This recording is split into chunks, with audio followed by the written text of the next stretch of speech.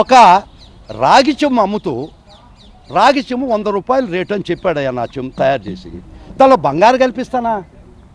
319 రూపాయలు గీలో నేను 1400 రూపాయలు Animal fat. You can take it, you can Zoom it. This the cost of the Animal fat. ఇంతకన్నా ఒక non sensical విషయాన్ని మీరు ప్రచారం చేసి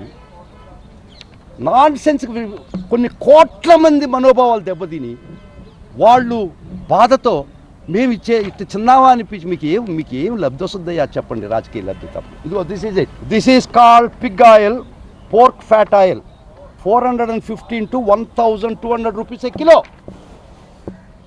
నా నెయ్యి వాల్యూ ఎంతయ్యా? 319 రూపాయలు. దానిలో ఎక్కువ ప్రైస్ కలిపాను. తెలివితో నాకేం తల్లో తెలివి ఉండేవాళ్ళు ఆలోచనేనా? ఇది దుర్మార్గం కదా, మరి అన్యాయం కదా ఇది. ఒక ఎనిమల్ ఫ్యాట్ కలిపారని ఒక ప్రచారం తీసుకొచ్చి కోట్లాది మంది మనోభావాలు దెబ్బతీయడం ఇది సమంజసమేనా మీకు? ఇంకొక ఆయన మాట్లాడుతున్నాడు. ఏం మాట్లాడతాడంటే, ఒక ఆయన అయితే వాడు జనరల్ సెక్రటరీ పెట్టారు, అడ్వకేట్ ఎవరో ఒక అతను, పంది మాంసం బంగారం, నెయ్యి రాగి, బంగారం తీసుకొచ్చి రాగిలో కలుపుతారంటాడు. అంటే మనోభావాలు అంటే లెక్కలేదా మీకు? కనీసం మీరు కండెమ్ చేశారా? మాజీ ముఖ్యమంత్రి గారు, మీ పార్టీ జనరల్ సెక్రటరీ అవునా కాదా?